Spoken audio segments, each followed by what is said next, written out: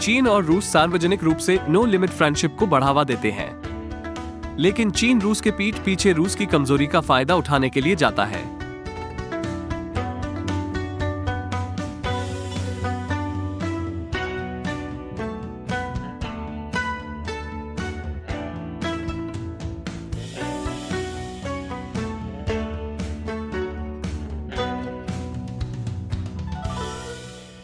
आपका स्वागत है। मैं क्रिस चैपल हूं।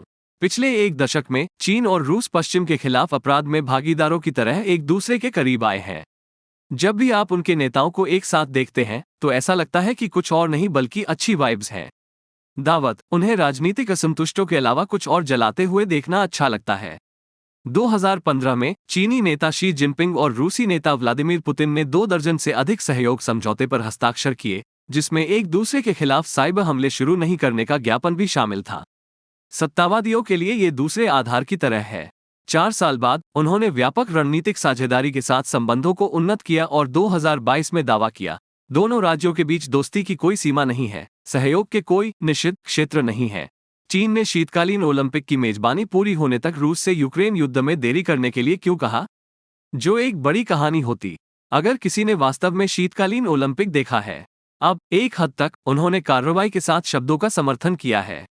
चीन और रूस के बीच व्यापार में वृद्धि हुई, विशेष रूप से रूस द्वारा पश्चिम से प्रतिबंधों का सामना करने के बाद।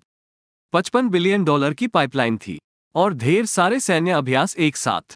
वो तीसरा आधार है। यदि आप चीनी राज्य द्वारा संचालित मीडिया को पढ़ते हैं तो आपको यह आभास होगा कि चीन रूस संबंध सभी धूप और गुलाब है, और यह हमेशा से ऐसा ही रहा है। मेरा पसंदीदा चीनी राज्य संचालित मीडिया द ग्लोबल टाइम्स इस बारे में बात करना पसंद करता है कि कैसे दोनों देश बैक टू बैक साझेदारी साझा करते हैं, जिसका अर्थ है कि दोनों देश दो भाइयों की तरह बचाव के लिए एक की पीठ दूसरे पर छोड़ देते हैं। ढेर सारी चिकनी चुपड़ी बातें। चीन को छोड़कर रूस को हर मौका मिल रहा है और रूस इसे जानता है। मैं आपको ब्रेक के बाद और बताऊंगा। वापसी पर स्वागत है। चीन और रूस की कोई सीमा नहीं होने की तमाम बातों के बावजूद चीन रूस को मिलने वाले हर मौके को कमजोर करने की कोशिश कर रहा है, जिसमें यूक्रेन पर रूस के आक्रमण का फायदा उठाना भी शामिल है। रूस के पिछवाड़े मध्य एशिया में चीन अपना प्रभाव बढ़ा रहा है। ये सभी पूर्व सोवियत देश हैं, अब निर्दलीय। जैसे यूक्रेन आक्रमण उन्हें परेशान कर रहा है कि रूस वहां नहीं रुकेगा, इसलिए वे रूस से संबंध ढीले कर रहे हैं। उज़्बेकिस्तान तो यूक्रेन की स्वतंत्रता का समर्थन करने और रूस के कठपुतली राज्यों को अस्वीकार करने तक चला गया। उज़्बेकिस्तान के साथ साथ कजाकिस्तान ने भी यूक्रेन को मानवीय सहायता भेजी। ऐसा ही है कि जब किम और कान्ये वेस्ट का तलाक हुआ तो सभी कार्दाशियन ने कान्ये का समर्थन किया, जो एक आदर्श सादृश्य है क्योंकि कान्ये और यूक्रेन दोनों पर नाजियों के साथ शांत रहने का आरोप लगाया गया है। चीन इसे मध्य एशिया में झपट्टा मारने और लुभाने के सही अवसर के रूप में देखता है। ये ब्रो कोड का उल्लंघन है और यह सोचने के लिए कि मैं आपको एक अधिनायकवादी तीसरे आधार पर जाने देता हूं। चीन अब मध्य एशिया का सबसे बड़ा व्यापारिक साझेदार है। चीन के आंकड़ों को नमक के दाने के साथ लें, लेकिन ये रूस के $40 अरब से कम की तुलना में 2022 में चीनी व्यापार को $70 अरब पर रखता है। और चीन वर्तमान में पूरे क्षेत्र में 90 से अधिक औद्योगिक परियोजनाओं में शामिल है। रूस देखता है कि चीन क्या कर रहा है। वे चीन के निवेश की बराबरी करने की कोशिश कर रहे हैं, लेकिन यूक्रेन युद्ध के खींचने के साथ ये टिक नहीं सकता। पुतिन एक आकर्षण अभियान भी आजमा रहे हैं। मेरा मतलब है, देखो वो कितना आकर्षक है। उन्होंने 9 मई को अपने विजय दिवस परेड में अंतिम समय में मध्य एशियाई नेताओं को आमंत्रित किया, जो शायद उन्हें प्रभावित नहीं करता था क्योंकि रूस ने युद्ध में इतने सारे टैंक खो दिए थे। वे केवल एक को परेड में लाने का खर्च उठा सकते थे। एक हफ्ते से थोड़ा अधिक समय बाद शी ने मध्य एशियाई नेताओं को शियान में एक बैठक के लिए आमंत्रित किया। रूस को आमंत्रित नहीं किया गया था। शियान कोई सहयोग नहीं था। ये तांग राजवंश के दौरान प्राचीन सिल्क रोड और चीनी राजधानी की शुरुआत थी, जहां जागीरदार श्रद्धांजलि अर्पित करने आते थे। क्या आप बता सकते हैं कि चीन क्या संदेश देना चाह रहा है? तो हाँ, रूस और चीन की कोई सीमा नहीं दोस्ती हो सकती है, लेकिन अब चीन की मध्य एशिया के साथ चिरस्थायी मित्रता है। द्विपक्षीय समझौतों में $22 बिलियन के साथ चीन मध्य एशिया को एक सूक्ष्म संदेश भेज रहा है, हम पर भरोसा करें, रूस पर नहीं।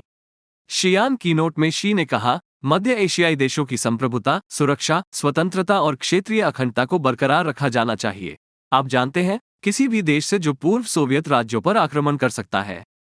नाम नहीं लेने जा रहे हैं। हालांकि यह 180 की तरह है जब फ्रांस में चीन के राजदूत ने कहा कि पूर्व सोवियत राज्यों में संप्रभुता के आधार का अभाव था। वाह, किसने सोचा होगा कि चीन किसी देश की संप्रभुता का सम्मान नहीं करेगा? यदि आप ताइवान में हैं तो इसका उत्तर न दें। मध्य एशिया के पास स्पष्ट रूप से रूस के बारे में चिंतित होने के कई अच्छे कारण हैं। लेकिन चीन ज्यादा बेहतर नहीं हो सकता है। यह क्षेत्र पहले से ही चीन के कर्ज में बुरी तरह डूबा हुआ है। मेगा परियोजनाओं के लिए जो टूट रही है। अब रूस स्पष्ट रूप से देख रहा है कि चीन क्या कर रहा है। लेकिन चीन कहता है कि चिंता मत करो, ये रहे आप, और वो लड़का शी आपको चिंता न करने के लिए कहता है।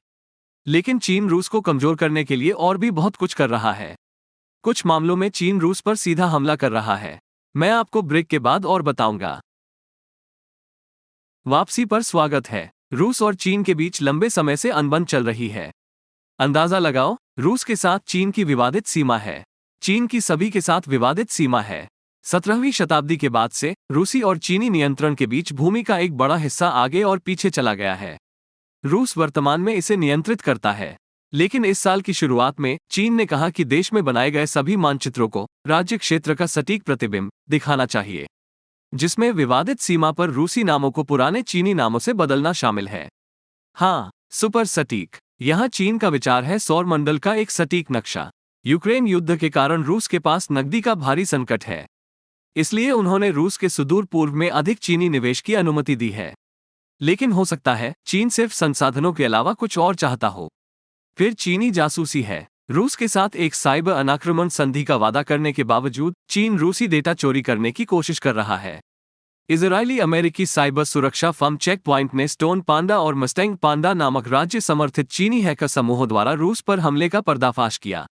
टोपी की टिप जिसने भी उस ग्राफिक को बनाया है। चीनी हैकर्स ने रोस्टेक कॉर्पोरेशन के तहत रूसी रक्षा संस्थानों को निशाना बनाया। ये रूस के सबसे बड़े सैन्य निगमों में से एक है जिसकी स्थापना व्लादिमीर पुतिन के अलावा किसी ने नहीं की है।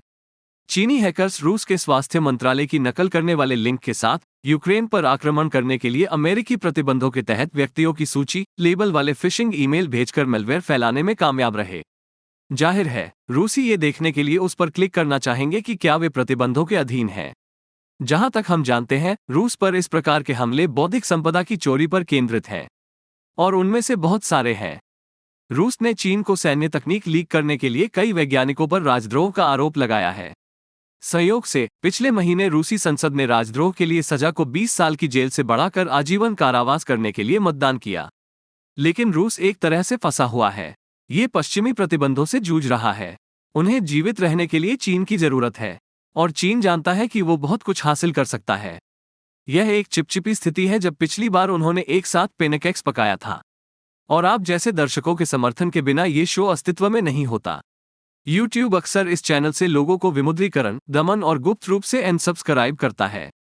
पेट्रियन पर शो में योगदान देकर, जिसे मैं चाइना अनसेंसर्ड 50 सेंट आर्मी कहता हूं, उसमें शामिल हों। आपको ढेर सारे शानदार फायदे मिलेंगे, जिनमें मुझसे सवाल पूछने की क्षमता भी शामिल है, जिसका जवाब मैं शो में दूंगा। आज का सवाल जोशुआ विलियम्स से आता है। मैं अब एक सदस्य हूं, तो क्या कोई मुझे बता सकता है कि क्या क्रिस चीन से है? शासन पर इतना ध्यान क्यों?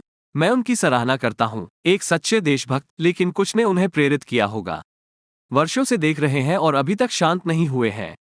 जोशुआ, चाइना अनसेंसर्ड 50 सेंट सेना में शामिल होने के लिए धन्यवाद। वास्तव में ये शो आपके समर्थन के बिना अस्तित्व में ही नहीं होता। इसलिए मैं चीन से नहीं हूं। शैली वास्तव में है। उसके माता पिता अमेरिका में पढ़ रहे थे जब तियानमेन स्क्वायर नरसंहार हुआ और उन्होंने फैसला किया कि वापस जाना सबसे अच्छा विकल्प नहीं होगा। तो उसके लिए यह व्यक्तिगत है। जहां तक मेरी बात है, मुझे हमेशा एशियाई संस्कृति में दिलचस्पी रही है, और इसने मुझे हाल के चीनी इतिहास और कम्युनिस्ट पार्टी के बारे में और अधिक अध्ययन करने के लिए प्रेरित किया। मैंने देखा कि कम्युनिस्ट विचारधारा कितनी बुरी है और चीनी कम्युनिस्ट पार्टी चीनी लोगों और संयुक्त राज्य अमेरिका के साथ कितनी भयानक चीजें कर रही है और इसके बारे में कुछ करना चाहती है। मैंने चीन समाचार रिपोर्टर के रूप में शुरुआत की थी, लेकिन ये 2008 के बीजिंग ओलंपिक के समय के आसपास था। हर कोई चीन से खौफ में था और खतरे के बारे में कुछ नहीं जानता था, और सीधे समाचार करने से लोगों की दिलचस्पी नहीं बढ़ रही थी। YouTube उस समय एक नई चीज थी और मैंने सोचा कि अगर मैं सीधे समाचार के प्रारूप से अलग हो जाऊं और थोड़ा हास्य और व्यंग्य का उपयोग करूं, तो मैं और अधिक लोगों को आकर्षित कर सकता हूं। और ऐसा लगता है कि काम किया है। आपके प्रश्न जोशुआ के लिए धन्यवाद और चाइना अनसेंसर्ड 50 सेंट सेना में शामिल होने के लिए धन्यवाद। और देखने के लिए धन्यवाद। एक बार फिर मैं क्रिस चैपल हूँ। आपसे अगली बार मिलेंगे।